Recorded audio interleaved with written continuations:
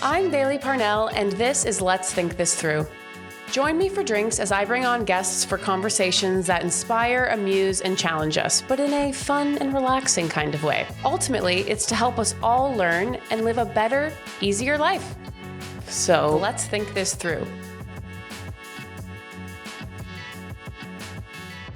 Good morning, thinking buddies, and welcome back to Let's Think This Through with me, Bailey Parnell, where I get to bring on guests and friends, and we get to think together with a drink. I'm really excited for you to meet this next guest because this is someone that Hamza and I have been thinking with for a pretty long time now. We met in a pretty funny way as well. Back in 2017, Hamza and I were giving a joint keynote to the city of Toronto about intergenerational communication and understanding. And I don't think people knew we were together, but at this event, they were also welcoming their new, let me see if I remember this, Deputy Chief Information Officer for the City of Toronto, who later became the Chief Technology Officer at the city and happens to be my guest today. Because after this talk, of course, I went to them and said, "Welcome to the city. You're going to have to let us take you and your wife for dinner." And we actually went. Like, you know, when you say, "Oh, we should do this," but it doesn't really happen. We actually went. And then we went again. And then they had a Super Bowl party. And now they can't get rid of us. And this man is someone where when he talks, I listen. Like, I shut up, all this talking, I stop it and I listen. Because he is someone who has actually lived in many countries spanning the globe. He has held positions in the public and private sector at the highest levels.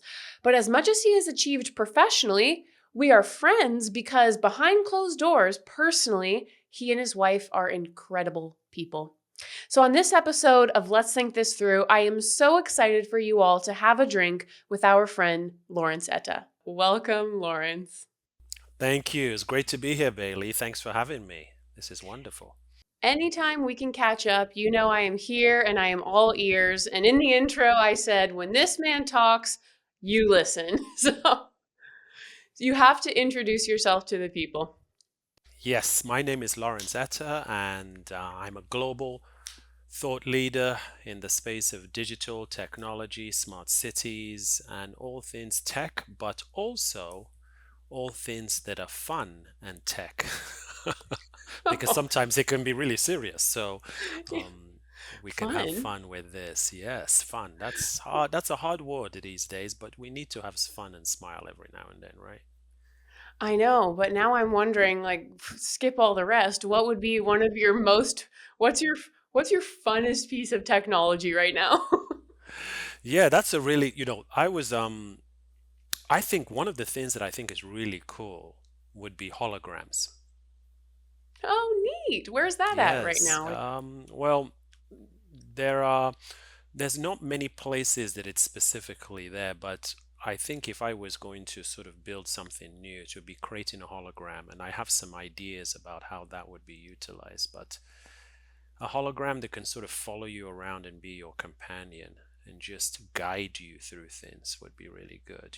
We spend all of our time having to look down on our phones, look around, pick something off. I just want a hologram just to guide me and say, it's time to do X, do Y, do whatever it is. Just take the reins and be my holographic Wow. virtual assistant. Oh, wow. Yeah. It's What like, do you all think right. of that? Oh, I think you're taking us right to the edge and we're only a minute in. Okay. How does everybody feel about a hologram leading you around every day? That's right. That's right. That's I right. mean, I am not immediately against this because I feel like the current iteration of this would be like a really smart AI that you code and the extension is adding, a visual to it. That's right. That's right. And then you can pick an avatar in that hologram every day. You want something, you want to change a different outfit, the hologram moves with you. You have a feeling mood. I wake up today, but I feel kind of in an upbeat mood. What would be my color? Here, Bailey, we've picked a whole series of outfits for you that your avatar would look like. Bingo! I don't even have to think, it just happens. It's like the movie Her. Have you seen That's that one? true. That's true. Yeah. Yes, yes, that would be pretty Would, cool. would the hologram look like you? Well, that's the beauty of it. You could decide what mood you feel and how you want it to look. If you want your hair to be long today, short today, I mean, a great thing. I don't know if you've bought glasses online. Well, you probably don't Yeah, wear yeah, I have. glasses, and how it essentially you look into the camera and it comes up with the sort of glasses that you should pick and how it looks. Some of the technology needs to get a bit better, but it still gives you you can play around with it. That's what that looks fun.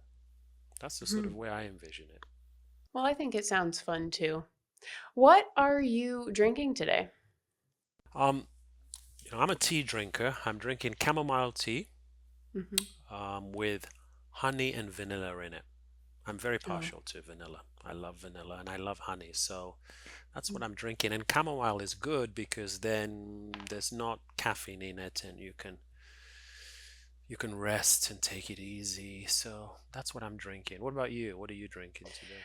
I am joining you on the tea train right now with I went with lemon ginger, and that's because I've had a few video sessions, like not podcasts. Well, I was on a podcast, and this morning we had our presentation for the UN, which just happens to be filmed on the same day. So I figured my voice could probably use some love. Yeah, that's really good. In the morning I also do hot water with lemon. That's my Oh yeah. routine in the morning. That really calms your, it cleanses you, gives you a good start. Hmm. And so Yeah, I that's think that always would be nice. this would be up that Yeah, category, the lemon and yeah, ginger. So cheers. yeah. Cheers. Welcome. Cheers to you. Thank you. I was saying in the Ah, intro how we met all those years ago. yes, 2017, right? Was it October, I believe. 2017? That's right, October in Cinemaplex in Toronto, Scotiabank. Wow. And when we met, you were coming in as the deputy CIO. Correct. Deputy Chief Information Officer, Deputy CIO of Technology Infrastructure Services. So all the Wow. behind the scenes And how many days infrastructure. in were you? I think when we met, I think it was like 2 weeks, 10 days, something fairly, very new. Fairly new, yeah. And fast forward, look at us, now, years later. But yes, fairly new. I was only in Toronto a few times. I always passed through Toronto, and I'd spent time in Toronto on a training course, but never lived there. So very new to Toronto at that stage. Hmm. And Yeah, then you had a couple of kids come up to you and say, "You and your wife should hang out with us." that's right. That's right. And then there you go. And then she came about a month later. Hmm. I believe she came, actually came in September. I think it was September. It came in September, yes. And then she came a month later in October. And then we went to dinner with you and Hamza, right? And we Hmm. went to downtown in Toronto. I think if my memory serves me right, it was the restaurant just on King's there somewhere. King Street around the corner. Yeah, yeah, I know. There was a couple there, but obviously Zawadi, your wife, Yes. absolutely obsessed. How long have you been married now? Since 2000. So November the Mm, 10th will make it 24 years. wow. That's, On the yeah, last episode, Hamza and I were mentioning that there are times when that we spend apart more than other couples that we know, but we still feel that we have a very strong marriage, and I feel that you are also a couple like that. yeah, I met her in 97, so we tack on another 3 more years. And, the beauty of these times is that it seems like 24 years was yesterday in many ways. Mm, I remember very clearly the day we got married, but time goes. But the beauty is that the experiences is what really shapes you, right? And a lot of our times, similar to maybe you and Hamza, we've traveled a lot in terms of my profession. We've moved. We moved from Winnipeg to California, from California back to Winnipeg, Winnipeg to just outside Vancouver, in terms of New Westminster, then to Toronto, and then Saudi Arabia. So there are times where we've been apart because I've gone first, and we call it the land and conquer, set things up. But it's the beauty is the journey. When you look back at that time, you say, "Wow, we've done a lot." So it's yeah, you're right. You feel connected, and I feel as you get, for me anyway, the longer I've mm, gone in being with her, the more connected I feel, because it's like we are in sync, sympathical. So, Wow. I and even still, like even when you are living in the same place, like right now Zawadi's in Winnipeg, that's and right. spending a week apart or you going first, there's couples in my own life, in my own family, when I think about it like this, that really I don't think they spend more than a night or two apart ever. Mm, mm, In 20, what are we at, 24 years of being married, 24 plus years of being together, right. what would you say contributes to that success? Um, you have to good communication, patience, um, empathy. You have to have short memories where you can't keep things together, like carry those in their path. And more importantly, you have to have a united vision. Like where you going together, right? Are you on the Mm, same page? So once the vision is aligned, then how you get there can be in discussion. But if you're not set on where you see your world together, mhm, then I think the conversations can become interesting. So, um, and also knowing what the bigger purpose should be. Like, what are we trying to achieve? And we've moved a lot, as you know. And it's what are you trying to achieve? And we always have a viewpoint of that this move is going to take us to this. This is the reason, this is the purpose. I've mentioned before, this is a North Star. This is the reason why we're doing it. So once you're aligned that way, then it's about let's just execute this and be connected. And in the times I've known her, there is, in that time, I think, bar maybe a few days, I speak to her every day, no matter where I'm in the world, multiple times a day. mhm, And right now I'm in Riyadh, right? mhm, So we are um, 8 hours time difference because she's in Central Standard Time. And mm. I speak to her. I've probably spoken to her today 3, 4 times already. Wow. Do you have a Easy. like is it a text chain? Is it phone calls? It's a WhatsApp chain generally, but Yeah. we have a schedule. So in the morning by 7, because 7 o'clock my time is quite late, so she'll probably stay up. So when I wake up in the morning, I'll speak to her, and will keep on FaceTime while I'm getting ready before I go to work. And then in the evening, my evening will be her morning, and we will flip. So that's formally done. We do that all the time. Mm-hmm. And when I used to travel in the United States, when I would go to travel, be in a hotel, always speak to her. So I'm not sure how you and Hamza do it, but the reason of that voice, it's important to hear our voices, even in this technology world. We do communicate a lot through WhatsApp, but we need to hear our voices. We need to feel experiences together because that's the way that you keep a bond. Oh, yeah. We were joking about our constant text or Instagram stream that is going, that is often sending a lot of memes back and forth. But I imagine, in our future, and why I am always interested in relationships that have stood the test of time. And one thing that I love about you both is when you see a successful relationship that stands the test of time.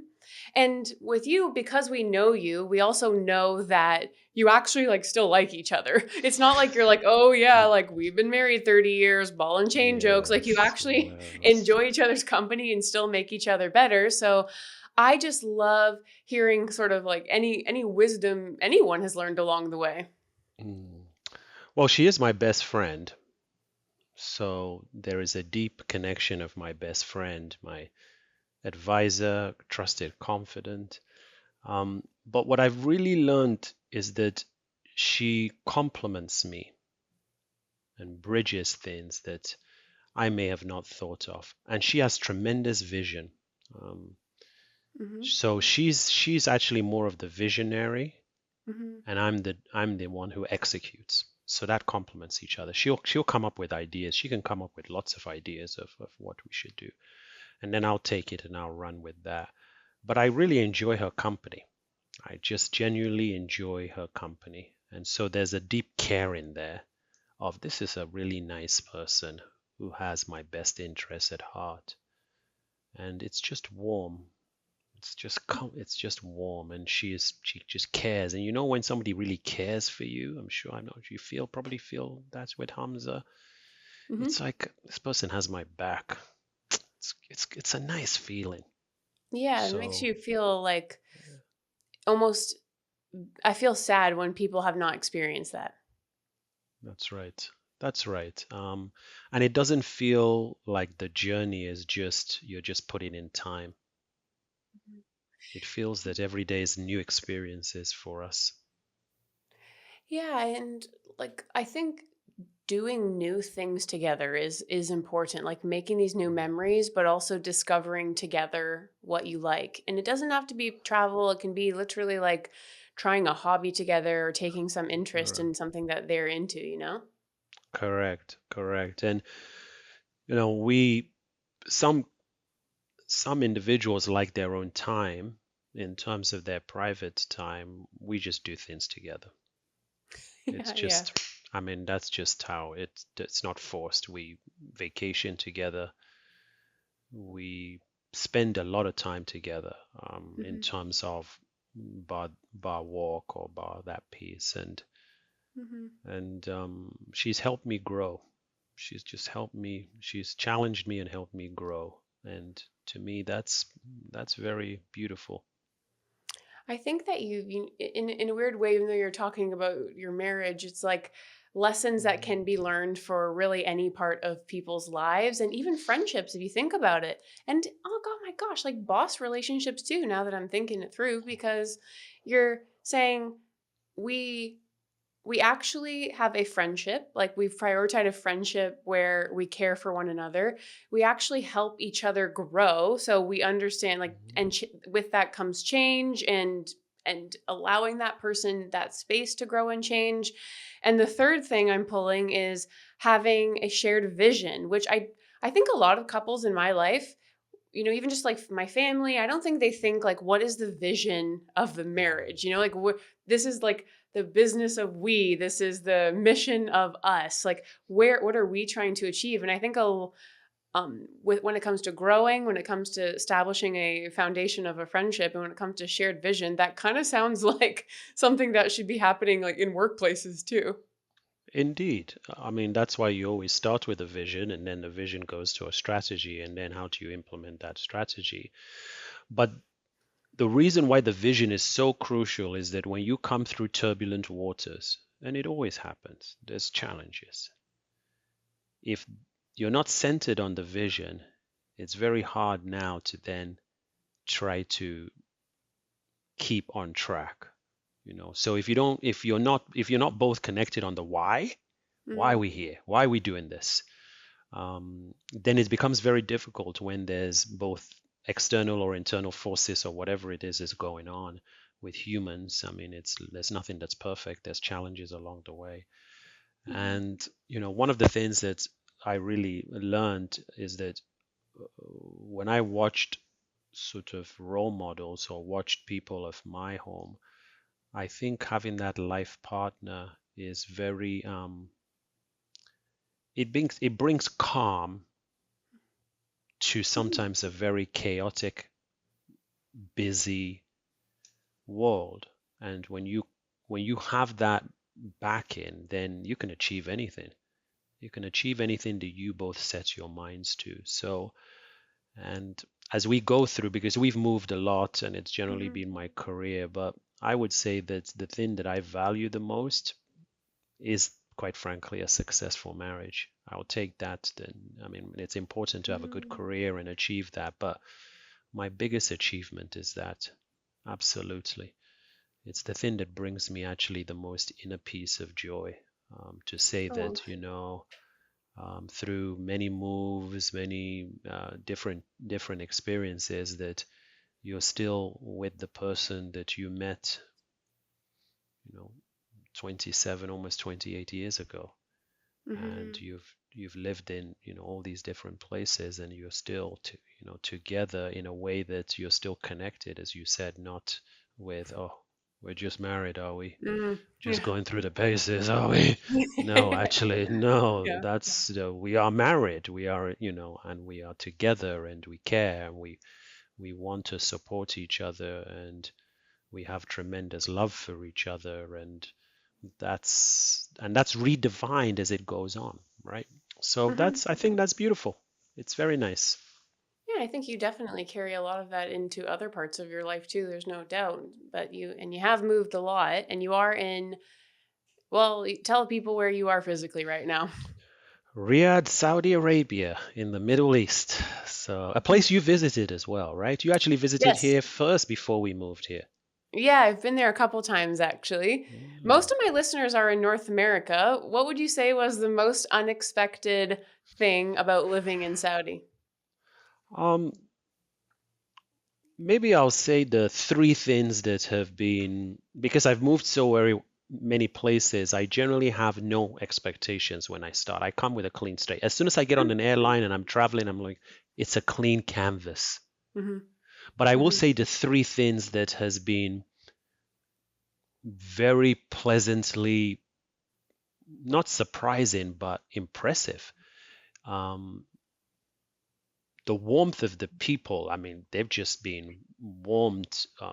Just the people are so kind and so refreshing and so interested in why you're here, wanting to help you, Mm-hmm. soft spoken, gentle.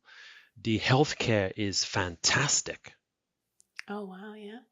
The healthcare is fantastic.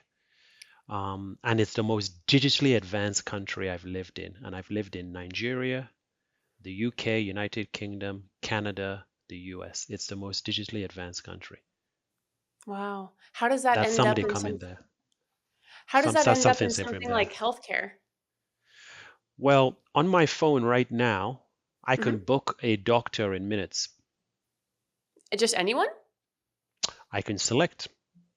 We Wow. have an app that you can go and see the profiles of your doctor. You don't need a referral. You can go directly to a specialist. I can click it right now on my phone. I can say I want to see is there availability tomorrow? It's Sunday. Most of the I can look at that, and also it's the healthiest place I have lived in terms of quality of life, No way. and it's the healthiest I have seen my wife in 28 years, both physically, mentally, and Hmm. thriving. Because what they do, and linking it here, is that government entities have a mandate to share data. So when you go and see that GP, general practitioner, he or Mm-hmm. she has a full landscape of your medical history in one place. So they can provide a Wow, that lot would be more so nice. proactive, preemptive. You're not going from one area, taking paper around. So their technology talk together. So and they built hospitals, certainly in Riyadh, that you can go and you can approach it and deal with an x-ray, deal with a blood work, all in the same location, just going up elevators, Mhm. steps, so you can complete a lot of um, activities. So it's very proactive, and if you have really good insurance, and also the locals there, they're just it's just been a great medical system, absolutely Oh, fantastic medical system. So maybe that would be a surprise where I never thought of, because my lens yeah, I has wouldn't. been, yeah, that was a surprise to me how well run, coordinated, and it is. Yeah, because you know me, I'm a Canadian who's moved to America, so I feel like I went Mm. from to worst case scenario. Right, right. And without health, what do we have? So we do a lot of preventative here, you know. Hmm. Before, as opposed to reactive. I'm going to the doctor now because I'm reacting to something, then I've got a wait list. And it's just, the key is the service delivery, the qualifications. There are a lot of Canadian trained doctors here, and you can Hmm. see their profiles online. Their pictures are on there, their medical Hmm. backgrounds are on there, their qualifications are on there. Oh, no Do you doubt. want a male? Do you want a female? What's your choice? What are you comfortable with? Hmm. And so that's been very, from health wise, yeah, I feel good. Now, on the other side of things, is there anything that you miss from Toronto? Um, I'll tell you what, my wife certainly misses concerts. Oh, yeah, okay, I She can. will travel from Riyadh all the way. So I think Riyadh is a big city, as you know, you were here, Mhm, 7 mhm, million people.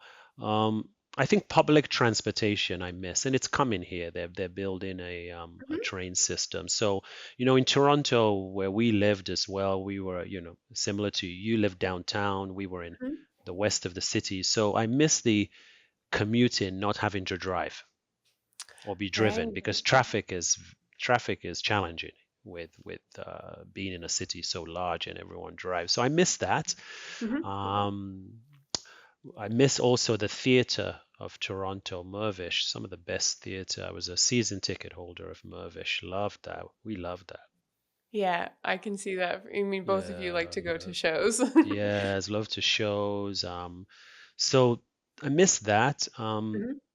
And So those are some of the things I miss. The sort of and Toronto has that, it has this hustle and bustle that is a vibe. I mean New Mhm. York is probably another level to that, Yeah, right? yeah, It's for a sure. I it's I like a the vibe, all versions of it. the vibe is good, the vibe is really nice in Toronto, and we absolutely love Toronto.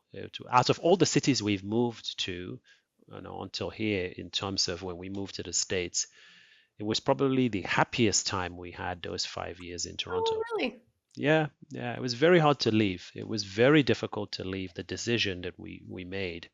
But in terms of just accessibility, moving, and also when the employer you work for is the place you live, Mhm. career-wise, it was probably the most emotional time, and linking with the Mm. pandemic, it Oh, was oh gosh, yeah. yeah, very, very deep and strong relationships that I still have to this day with people that I worked with in Toronto. So a lot of good memories, and we visit Toronto quite, certainly. My wife does some more with the time she has, but Mhm. yeah, Toronto will always be in our hearts. Great city, and we met you in Toronto. So if we never moved, we would have met you and Hamza. So there you go. I know, and what would we be doing now if we That's if right. we didn't meet? Obviously, the best part about Toronto. That's right. No, That's but we all right. left, so now we need to meet up in other parts of the world. That's right. New York, here we come. Yeah, but you know what? Ugh, that would be so much fun, and that's something about you and Zawadi is that you're both people that, well, dare I say, bridge worlds. That's right. We're bridging the world. We're Okay, bridging so world. Yes. That's okay, a so nice segue.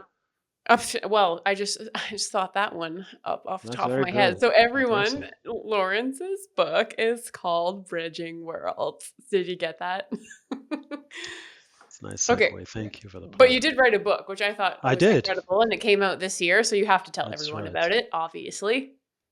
Yeah. So the book is called Bridging Worlds, and it's technology leadership in the public service. So I wanted to write something that was it's a bit of a memoir. It starts off very much with being born in Nigeria and then leaving to the UK at the age of 11. And my experiences as a young person moving from my homeland, suddenly I'm in a boarding school and all the emotions and feelings. So it starts off that way, which sets the foundation of some of the man that I've become to this day. Mm, Leaving your family very early, going to boarding school, having to integrate as somebody, suddenly you're the majority and then now you're the minority, and going through that with your family being so far away, seeing your parents.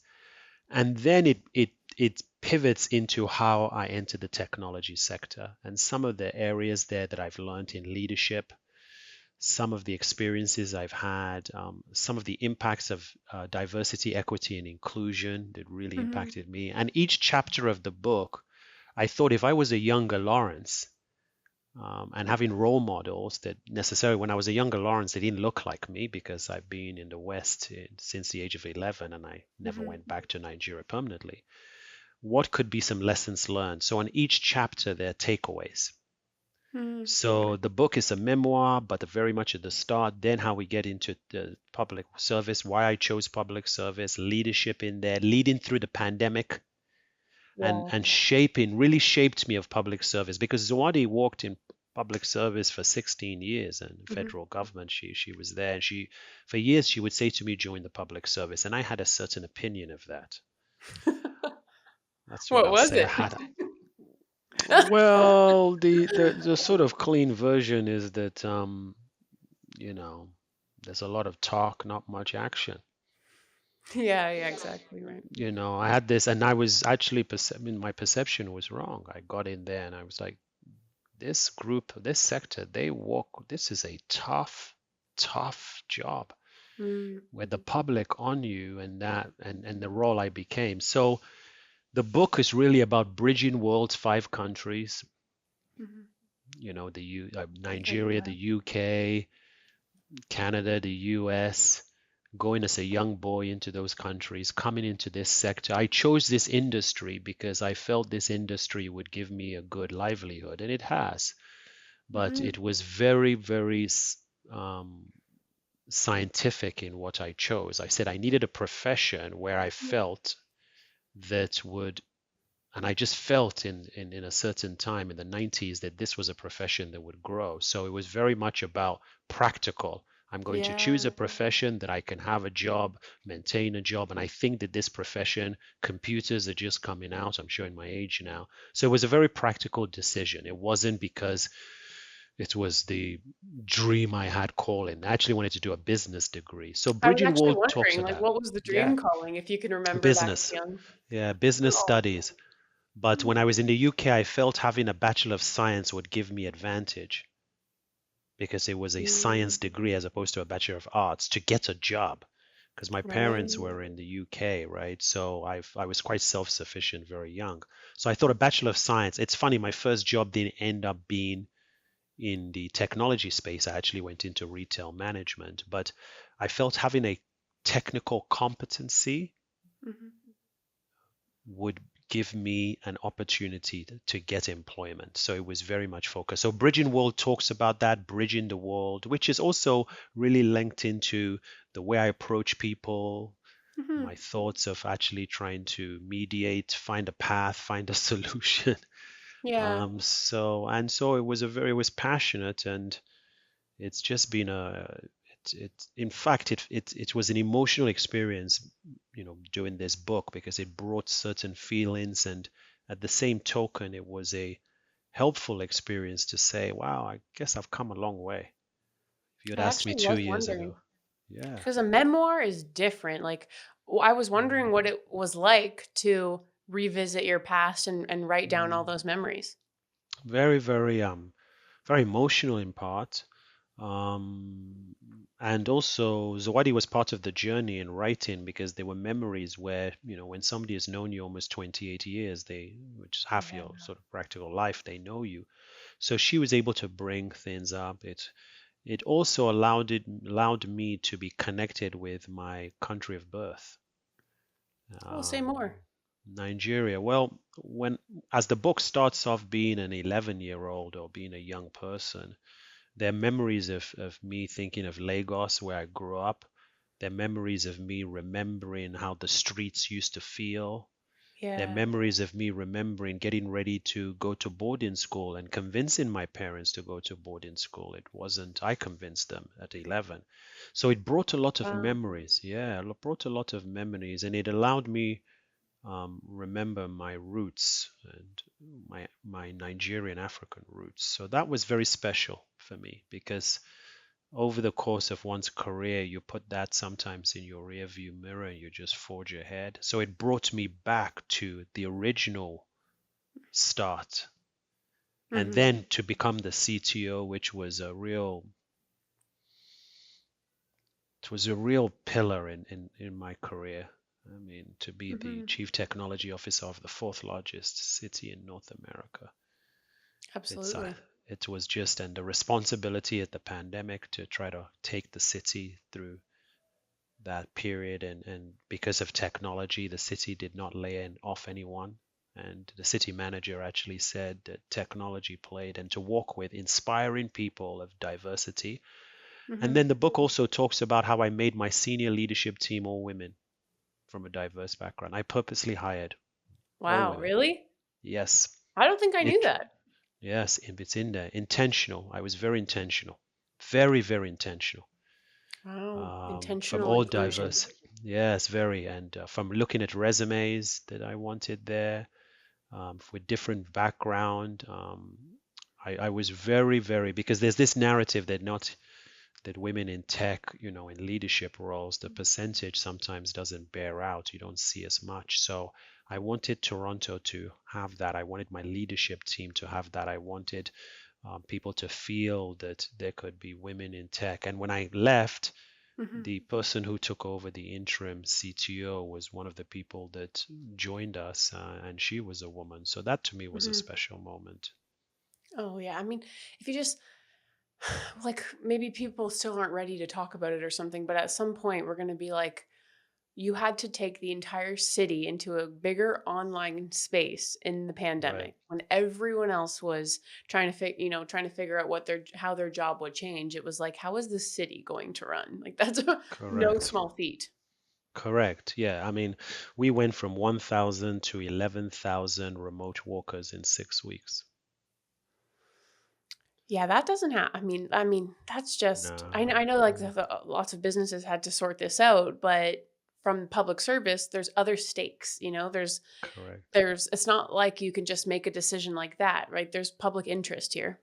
Correct. And we provided public Wi-Fi, free public Wi-Fi to people who 10% of their income on social assistance. We had partnerships with the private sector telecommunications companies to contribute in terms of donating, Hmm. um, to help. And it made a huge impact on me. Huge impact on me. Seems like it. Very, yeah, it really did. I tell you what, it, I was in a I was in the evening, I was in a Hmm. group not regarding work, and this lady was talking about how the city of Toronto had provided her free internet, and she didn't know my role at the time, so I was just listening. It was a not-for-profit group I was. And then somebody then said, "Oh, do you know Lawrence Eta is the Chief Technology Officer of the City of Toronto?" Because I never really stood with my title. I said, "Yeah, I am." And she says, "Do you know about this initiative?" I said, "Yeah, I know. I know. I'm happy that Yeah. I'm happy that you found, that it's providing. It's great for my team to hear that." And Wow. and we changed, the word of smart city in Toronto. We changed it to connected community because we felt, and me and my team felt, that the word smart city Hmm. sounded so technical. If I you think. know I the mean, it does sound so Yeah, interesting. So, actually, yes. you know what? Let's explain that. Like, can you explain Mm, well, first off, what a smart city is to people? mm. Well, the simple definition is that if we actually first say what is a city, the city is at the closest heartbeat to the citizens and residents, right? Hmm. Because that's what's providing your garbage, clearing the streets, snow, etc. So a smart city is essentially using data, centralizing data to try to make good decisions. If a bad Hmm. snow day is happening in Toronto, which streets should we sort of clear first because we know traffic is coming? So it's trying to use information, data to make intelligent decisions. So Hmm. it's using technology to have sensors. So, for example, in Toronto, in the trucks, we had sensors. So while it's clearing the snow, it's also Oh, sensing in wow. terms of, is that there potholes here? So it's really a DNA of a city that has an organism. I'll give another piece. One of What? the things I'm doing in Saudi Arabia is we're trying to build something called a digital twin, which means that when you're building, you're taking data from building information data. Buildings have data in terms of the architecture, the construction in an electronic format. Hmm. You're taking what they call geospatial, Hmm. which is the spatial aspects that is looking at the city. You're putting that into a single source of truth, and you're saying, if we build this hotel here, let's move it. Are we going to build it on this street? Is there a road? Now we're going to build a new road, and you're taking it to 3D visualization before you invest, and you say, okay, here are the risks, etc. That's a digital twin. That's a smart city. You're looking at a command center. If you could now look at a command center and say, we need to get paramedic, we need to get fire, we've got to look at all this intersection points, that's a smart city. You're making policies that are saying need to take things online, Mm-hmm. because when Bailey connects with us, we need to know Bailey's persona. We need to ensure that we can provide the services Bailey wants on her phone. That's a smart city. So Mm-hmm. at the end of the day, it's using data in an intelligent way for the city to make good decisions and to improve the lives of residents and citizens, and using modern technology to do that. That's the smart. It was a word that was done by a specific company many years ago, but the word smart now makes it sound like if you're not smart, so you're a dumb city. Yeah, well, I was gonna say I like that you all changed it to connected community. That's That's right. really So if our community is connected, if the garbage is picked up, if we know from health and safety, we know we're building good transportation, autonomous mm, vehicles, driverless vehicles. We know the roads are being kept clean. We know mhm. that we're not getting stuck in a bad snow day. We know that we're responding to people wanting to come to the city, not physically, but virtually. Your city now is becoming on the road to continuously to be responding in an intelligent way, smart. So some cities have moved from smart. They've got intelligent cities, connected communities, connected Mm, cities, resilient cities.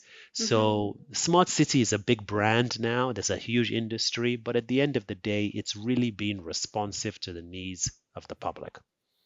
I And I hope that just like explains the it, Indus. idea that it's like a connected community to connect our community. Like, That's you know, to right. really it's about the people, which conveniently leads into the segment, the thought experiment segment that I planned for you today. Because on every episode, I do a thought experiment with the guest, which is where we explore kind of a hypothetical situation related to the episode's topics. And it kind of allows for some exploration into different ideas, consequences, possibilities, but without the constraints of reality. Kind of Mm, stretch the imagination. And I chose one for you, so we have to talk about it now because it's called an ideal smart city. That's what I called it. yes. So, are you ready for your thought I'm ready. experiment? I'm ready. Yes. Exactly. So, imagine that you are being tasked with building an entirely new smart city from scratch, which is kind of funny given what you do. But That's right. you have unlimited resources, full political Mm, backing, and the latest technologies at your disposal. You know, AI, Internet of mm. Things, renewable energy, you name it. However, your goal is not just efficiency, it's also creating a city that fosters happiness and equity, sustainability, and resilience for its citizens. What are some technical considerations that you make right away? And I will say one more time, this is from Lawrence's brain, and there is all the money and all the political backing. Okay. You've essentially talked about, when I left Toronto, how I would build in Toronto. You've talked about now being in Saudi Arabia. I work for one of the mega projects here, how my vision is of building, which is a digital strategy we've just launched. So this is a real life story that's happening now. My Oh, feedback. okay. So you're Seriously, actually okay. So it's this is experiment. exactly, yes, maybe not an experiment, but this is exactly what I am tasked to help with many of other people, experts to lead in Saudi Arabia right now. So you couldn't have picked a better use case. So here we are. Okay, Let's so, go. okay, well then I'm gonna have to say start with three technical considerations that you have made, and then I'm gonna say something Hmm. else to make it an experiment. Okay, all right. Let's put a bit of experimentation in there. The first thing is the foundation. The most important aspect that with all of that is to build what they call ICT. It's the Mhm, telecommunications backbone. It's a human right. Without the ability to have connectivity to the internet, and in our world, it's fiber, which is dug in the ground, and mhm, the cellular connections where you have on your phone. With those bars, they're called cellular. When the bars come up, that is a cellular connection. mhm, That is the foundational start. If you don't mhm. have that, you don't have any way of happiness, because most people now need connectivity. It's a Mm. basic human right. It's like electricity. No, that's It's right. It like is a human water. right. So we saw that prevalent in the pandemic. So that's the first thing. And I'm telling you the blueprint of how we're building it right now. So the foundation is there. That's really what. And it's called a neutral host, neutral foundation. Because what happens is that here, because government is driving the transformation, we're able to realize that right now, where we can set policies and standards because we have certain delegated authorities to set standards. So that's the first thing you would Which is build. very interesting, right? Because when government is involved, it's like Very interesting. that's for good and for bad sometimes, and Correct. depending where you're talking. But if government's saying, "Hey, we need you to do this," then it probably happens pretty quickly when you want to do it. It does. If I compare that to being in my other city, Mhm. where it's not government does set the regulations, but it's the private sector driving that, they're going to go in their best interest of where it's profitable or revenue Right. generating, right? But Very interesting. here the government has ownership on the telecommunications companies. So they're Hmm. going to do it for the good. On equity, they're doing it for the good of the people. There's still a financial aspect, but you can plan. If I was building, you need the telecommunications, you need a long-term plan, 15 years, 20 years when you're laying that. So that's the first thing. That's the foundation. So Yeah. you would have the infrastructure. The next component from the tech side would come into now what are the applications that you want to run on that? What is the tech you want to run? I talked about a twin, 3D design. Hmm. Do you want a hologram? Do you want autonomous vehicles? Do you want electric vehicles? So the applications that is powering all this would be the sky is the open. The next layer would be data. Hmm. Without a lot of countries, or certainly in the West, the data are not integrated. So what's Hmm. happening in one part of the city, its legacy, it's called technology debt. The technologies don't talk, so you can't get the data. The data is the most important thing. So here it would be what we call here, which is already we are doing, we have it, we have a single source of truth. I want to know the data that's coming from people coming after the airport. I want to know the data that's coming from some of the hotels, all in anonymized fashion. I'm not talking about knowing exactly who Bailey is. I'm Hmm. talking about what is the demographics, how many males, how many females, what is the Hmm. service they need. It's called a single source of truth. So I would get all the Interesting. data in one area. Why is that important? I'll give an example for there. We can then tell data in one of the mega projects that is the unemployment rate with one group. I can analyze and predict that because I'm now getting the data from economic data. I can say, how do we contribute to the gross domestic products? What areas of employment? Which Hmm. groups? Which part of society are unemployed? And I can get that in my fingertips by pressing a button.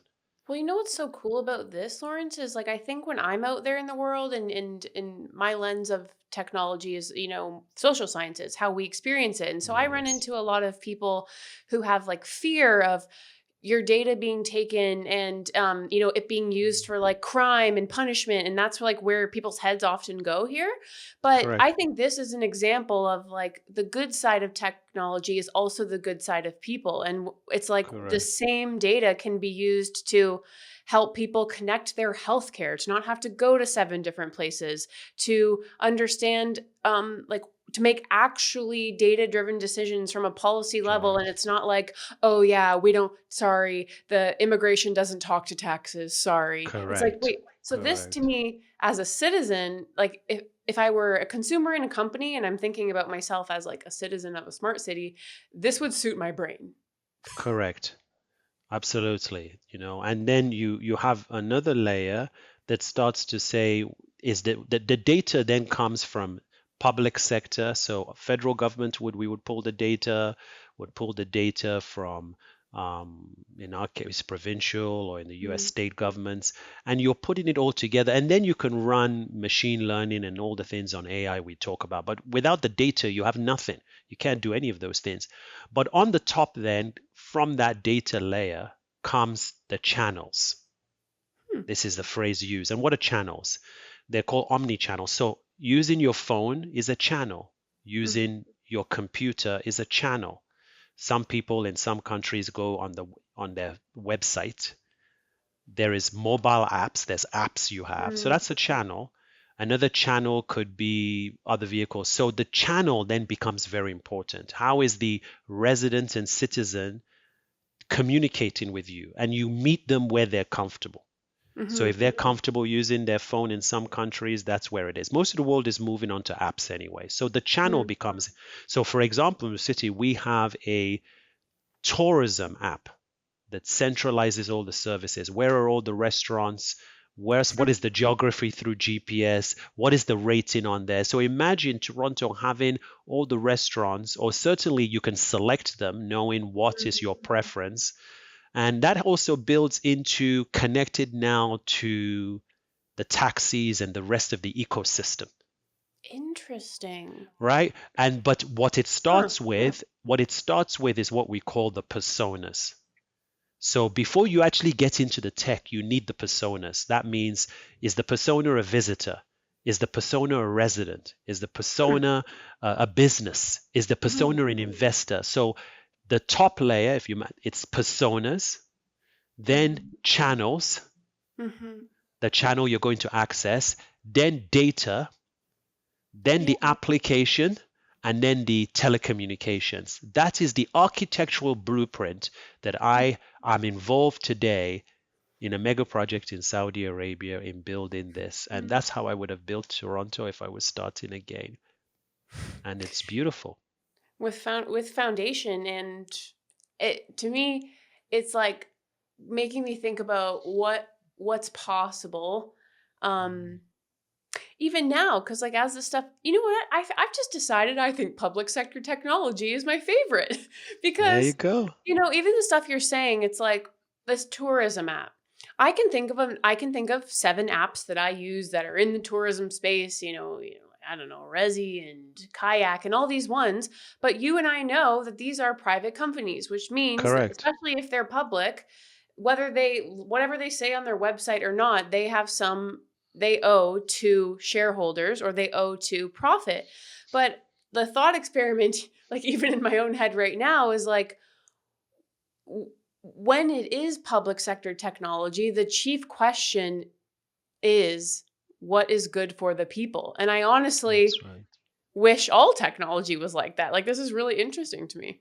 Yes. And now, don't it also means is that there's a couple of other components there I want to factor. So I've talked about, it's called the architectural blueprint. Mm-hmm. And I can now say I have tangible assets of how that would be because it's been done. We Yeah. did.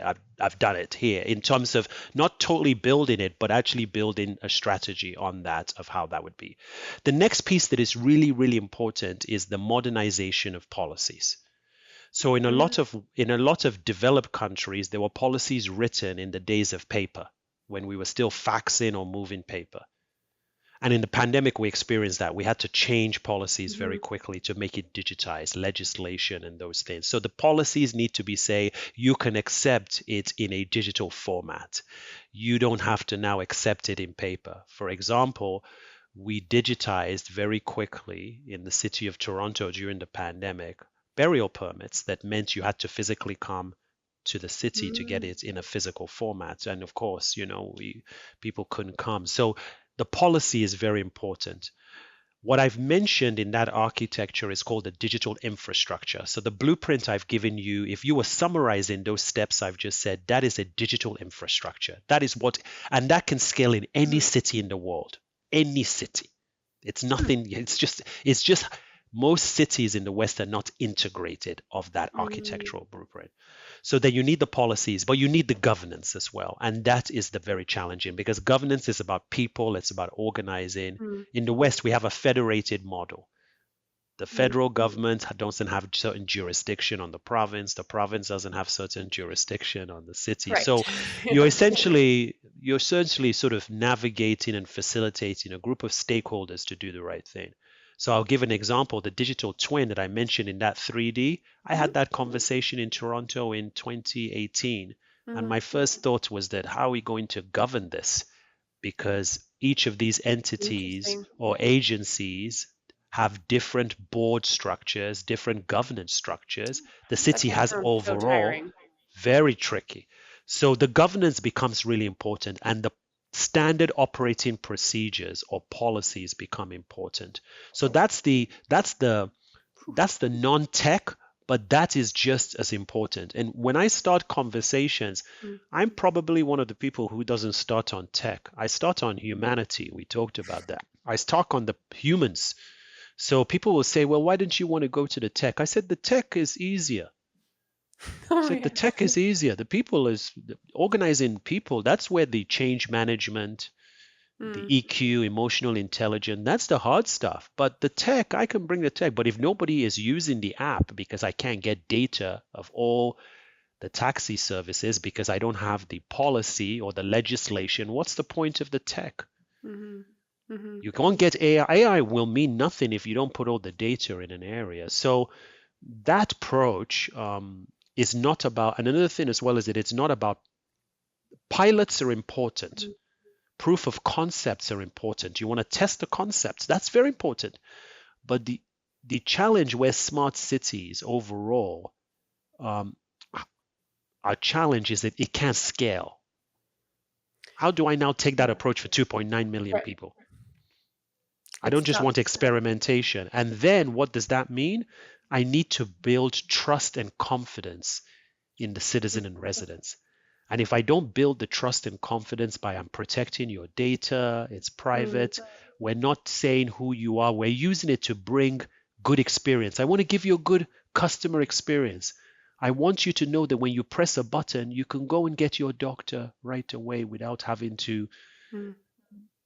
drive a place to book an appointment. You can book it on your phone, but if I don't have all the sources of data to help whatever machine or human to Yeah. make that decision, what is the good experience? And in this part of the world, because government is driving the transformation, there is trust built in Hmm. because It's government is very different investing, from here, but government I is see the transforming. Yeah, blessings in it. yeah. Hmm. We are going to continue overthinking this in your segment, which is about. I choose one for every episode, and it's different for everyone. And yours was called overthinking, where we do a deep dive into a seemingly trivial aspect of the episode themes, analyzing it to an amusing extent. And of course, we're going to go hard on smart cities or connected communities here because I'm still thinking right now about the snow plow that has sensors that detect potholes. Like that is something where in a futuristic smart city, I would not have been thinking about in terms of technology, you know? So Correct. so here's what's going to happen. I'm going to choose some seemingly trivial aspects of a city, just kind of everyday things that we might run into. And I want you to overthink what they might look like in a futuristic smart city that prioritizes happiness and sustainability. So, dream big, have fun. I'm going to choose 3. Okay? Okay. Okay. The first one, trash cans. Bizarre, walk past them every single day in a futuristic smart city. What do trash cans look like? Well, in some cases, some of it is there's some cities who've done really well in terms of making the trash cans smart. So what they do is that they put sensors on them. It's actually called IoT devices, Internet of Things. Mm-hmm. So the trash can say, because one of the things, I'm full now, right? What? So I'm It's just already going full? to, yeah, some of it. I'm just going to shut it so there's no more garbage. You see that, especially in big populations where it's over, Mm-hmm. and then you have a cleanliness issue or health issue. So it says that, and when you come to sort of try to think I'm going to open, it says, "Hello, Bailey. My bin is full, but in 2 p.m. it will be changed." So Oh yeah. there is another can 500 meters down the road if you take a left, and you can find it on your phone through GPS. So we would have courtesy and appreciate, Bailey, if you can hold your coffee mug or your coffee drink, and if you then walk forward 500 meters to the right, you can put it. And there are three stations. One is recycling, one is trash, Whoa. etc. And it will be refreshed. And then when it's cleaned up, it will ensure that it will use all great material. And the trash can is communicating with you. So why is that smart? It's informing you. It's giving you information, which is very important. It's telling you where to go to help keep the city clean. I love It's that. it's telling you that essentially it's linking your information on a channel through your phone you already have. It's using your GPS to help you walk, and it's helping you make decisions. Oh, that is Does that so does good. that There it is. No, that is literally wow. That's exactly what I wouldn't have thought about, which is what I was hoping for from overthinking trash cans. Like a helpful little trash can that just tells you There where to you go. go. There you go. Okay, next one. Now, let's do public benches. Just Public because, benches. which is Yes. again kind of random, all over the place. It's a bunch of wood. It's looked the same for centuries. Hmm. How could that be different in a smart city? Absolutely. And I've seen one. I was at a conference here. The fastest growing conference in the world is called Leap in Saudi Arabia. And This exists too? yes, yes, it exists. It exists. Now, how often that's been deployed, but it exists. These ideas are concepts that exist. The key is now implementing or scaling them so that it becomes. So let me give an Yeah. example. I've sat on a bench. It was in a conference, but imagine sitting on a bench. And what is some of the things that always happen sometimes? Now we do have, carrying those portable chargers. There's a lot of people, but imagine now your phone is running out of battery Mm, power and you can use the bench to charge your phone. hmm. So you look on Right, the of right course. and a cable comes out, you charge your phone. But that same bench is receiving solar power because there's a Oh, cover on yeah. the bench that covers you. Maybe you're in a climate like mine that's hot. So now that bench is a charger. It's powered by solar, so the sustainability. It also has safety whereby the bench can light up in a dark area to say, I will light it where I feel that, say, there is Oh, a big right. amount of people come into safety. So the bench can then speak to you and say, we now recognize that we can sense that there are more people going to be using this bench. So let's put light in to improve safety so everybody can see each other, right? Now imagine that bench also having certain ways now to communicate to you in terms of what the next buses that are coming to that bench. Look, I've Wow. recognized through your persona, Bailey, there will be a bus at this station that will be coming at this time, Mhm. right? Or it will be letting you know you've sat down, it's sensed that you've sat down. The weather is going to have a forecast that looks like X, Y, and Z. There's rain. And by the way, noticing, do you have an umbrella? Then you say Aw. no. And the bench comes to you and says, well, there's an umbrella shop, X, Y, and Z. These this is the interaction. But how does it need? It needs data. It needs to be an intelligent, smart bench, and it's connecting that. So Which is on that's its way. We're well on the way to that. which That's is for well sure. on its way. Absolutely. Which is well I on love its way. that. Can we add to our smart bench? Can we give it cushions and seat warmers? Yes, especially Yeah. if you're areas of the prairies, we know some of the cold areas that become very, very cold. So That's what I'm saying. absolutely, so absolutely. So these ideas and concepts are not so futuristic. They're there. They just need the integrated Hmm. architectural blueprint that I mentioned, I talked about those layers, right? Hmm. They need that implemented, and where this is easier is in cities. Based on your statements, they're called greenfield. If you're building a city from scratch, you don't have a lot of the legacy to deal with, right? Hmm. Hmm. Well, I mean, yeah, that's so true. Is like getting things to change is as much, if not more, effort sometimes than just trying to build it from new and from scratch. Correct, Mm. correct. That's very are interesting. correct. Yes. Okay, last one. Last one. What does, in a smart, futuristic city, what would a grocery store or like a bodega convenience store look like? Mm. Well, now you've got to Big throw in, blue sky. I yes, you've know. got to throw in some robots there, right? Oh, some Yes, so Wally like robots. absolutely. So imagine you come in now, and especially if you're looking for people Aw. in elderly, and having somebody who's willing to support you, hold your hand, and carry your grocery cart for you or help you wheel it around the grocery store. So, what's your focus? And suggest to you, because before you've come to the grocery, you've connected to that robot Hmm. who knows your dietary preference, who knows Oh, the fact of your wow. sales. You don't need to be looking at those coupons anymore. The robot says, I understand, Bailey, you have a budget of $200 to shop today.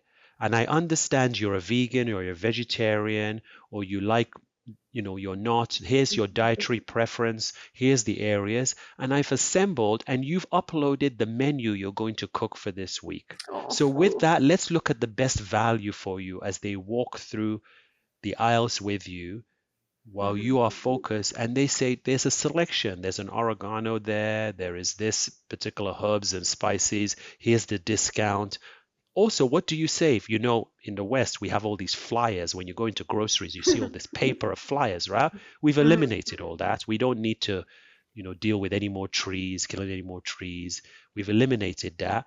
So that would be the store. And now you have self-serve, right? You see that a lot where you're Hmm. having self-serve, but your checkout is now the robot can take your credit card information, whether it's through Apple Pay, it's already uploaded there. Oh, yeah. And as soon as you walk out, you're checking out. You don't have to essentially pay, wait for a long line, Hmm. etc. It says that now I've put this in the cart. The cart is smart. Your total is X, and we've deducted it because we have your credit card online in there. And here is the receipt that has been emailed to you. Have a Geez, nice I day. guess that's even if you're still going to a grocery because, a lot of people I know now are just Correct. ordering it to them. So that's a Online, whole that's other thing. right. But you mentioned wanting to Yeah. still, some people are still old school. They still want to have a look and a feel. So it's Yeah. all possible. It's all possible, but it's the really way of how you build the foundation and build the environment and set the policies and set the governance to do that. It's Wow. very difficult to do that in a legacy. It's called a brownfield environment, but Hmm. this is not, we're not talking 10 years, 5 years. Mm. These things can be there now. It just requires vision and some really deep level of understanding of how do you integrate this all together. Well, I think it sounds fun, and we can debate all of the things to worry about later because right now we're just having some fun thinking together. Absolutely. And and we are coming to the end of our time together on this podcast, and I end every episode Mm. with what's called train of thought. And Okay. you will be after Hamza, who started the train for season 2. And so, first off, the task is so on each episode, I ask a guest to continue the chain of thought from the last episode. So, we'll choose one big idea from this episode, and I have what Hamza said was the big idea from the last episode, and it'll be your job to connect that in your brain. So, Okay. what would you say is one big idea from our chat today? I would say one big idea from our chat today would be having a community that feels that they are all their services are being met. Mm, Today we talked a lot about cities, right? We talked yeah. about there. Imagine a community that feels that their services are being responded to Mm, okay. in a way that's really providing information and accessibility for them. It's a big idea, but Yeah, imagine it's if it's cool. just humming along. That would be great. Okay, so this is what we're choosing. Having a community that feels like our services are met. Now, I'm going to tell you Yes. what Hamza said was a big idea from his episode. He said it is hard for an individual to navigate change. However, we have the potential of godlike technology to help us through AI. So, and we should look at, I swear, what could it Wow. look like to create a better reality? So, how could you connect? How do you connect in your mind what comes to mind with it's hard for an individual to navigate change? However, we have the potential through godlike technology with AI to work together with having a community that feels like our services are met would be a great thing. Right. So how I would connect that is that the resistance of change Mhm. occurs because people don't feel that there is a level of trust and their lives are not going to be improved. So if I want to keep exactly what I'm doing is because I feel comfortable in that. But if we have a community where we're using technology to ensure that we are providing those services because we have good information, good data, and we're using technology of generative AI to serve you, we're using machine learning to connect the dots, Mhm. then the ability to then say the change, we have built trust because we actually can deliver now to connect you. And now the change, we can say that your fear is this, and here is how we want to alleviate it based on real-time information that connects you to services to help you to deal with your fear. And those Mhm. services now can support you because you're now part of a community, and the government, the public service is really helping you. And so change is about making you feel wholesome, making you feel that your lifestyle is not going to be impacted. But what happens if through the connecting of the community, we can say, not only are we just keeping your lifestyle, but we are going to improve your lifestyle. Mhm. Right. That's right. Well, that is perfect. Then someone else is going to have to take that idea and work with it on the next episode. What a great idea. Lawrence, thank you for joining me today outside of our fun for a nice long conversation over tea together. Is there any last words you want to leave for listeners? I just want to thank your listeners, and importantly, thank you for this forum. It's just been having that chat, and what you're doing in getting these messages out and connecting these dots and meeting people is just fantastic. So to your listeners, keep on watching Bailey's Space Oh, thank you. because she is providing a service to the public. Oh, thank you. Now I feel so good. All right. Okay. Thank you, everyone, for Okay. listening.